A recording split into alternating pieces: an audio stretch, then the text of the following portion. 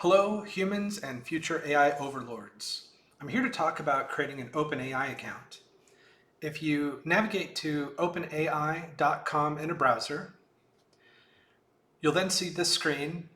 They've recently introduced the ChatGPT app for iOS, so that's the big news on the splash screen.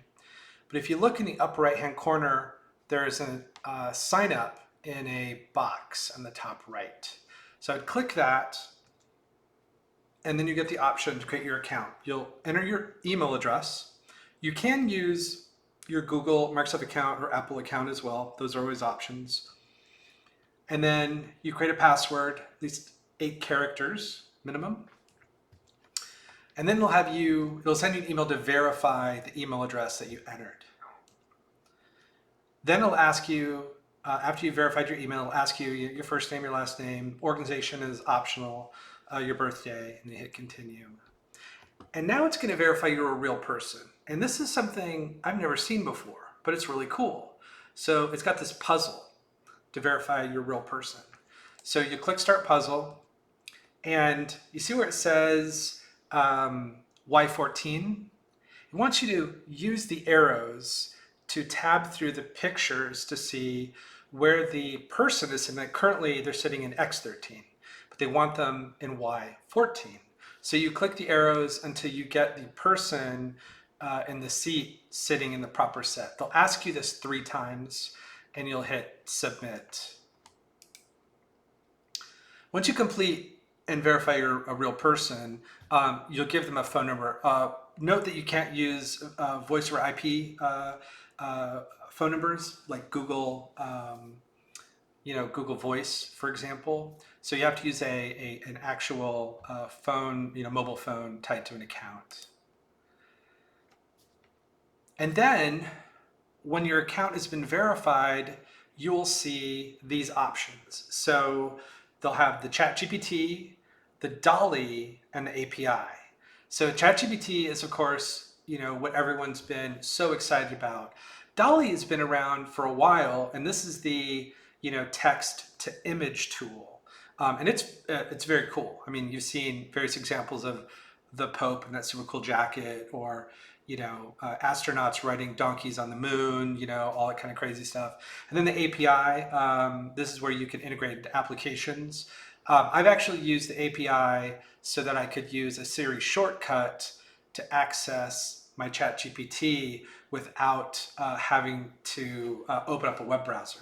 But now we've got the app, I'm not sure how much I'll use. I think I'll still use it actually quite a bit because I can launch Siri and then just go into the ChatGPT and ask a question. But I'll talk more about that later. So anyway, ChatGPT, you can click on that and then log in. And then this is where you'll see examples of queries, an explanation of its capabilities and its limitations. Remember, it isn't always truthful. You can see in the top left, it says plus new chat. And then as you chat, those conversations will slot in along the left-hand side. So you can always navigate back to a previous chat, continue that conversation, and so that information isn't lost. And then, down towards the bottom, you can basically type in your prompt, your message, and then hit send, and then start that conversation with ChatGPT. Now, this is using the GPT 3.5 language model by default. This is the free one that everyone gets access to. You notice on the bottom left-hand corner, it's got upgrade to plus. If you upgrade to plus, you click that, it costs like $20 a month, and then you get access to GPT-4, which is super smart older sister or younger sister of ChatGPT 3.5, GPT 3.5, but that fee might be a little prohibitive. There's also, you'll see your email in the bottom left-hand corner and then 3 dots like right below the new. And that's where you can go into settings. There's some basic settings in there that you can check. But ChatGPT, this is probably the thing that you're here to get to, where you can get started with that. You also, there was that link to DALL-E. DALL-E is the text to image creation, which is pretty cool. Early adopters were given monthly credits for free. But that stopped after April 6th, 2023. So now there's no free credits. You have to pay for them, and there's a fee. So, it was an interesting change. And then in DALL-E, this is where you come in here and you type your text, you buy your credits, and you create your images. The other one was API. So we had ChatGPT, DALL-E, and then API. So this API section is really for developers, people that want to use the APIs to do some additional stuff with the OpenAI platform. So that's where where this comes into play. But you've got your account now. So this is where it all begins. You got your OpenAI account.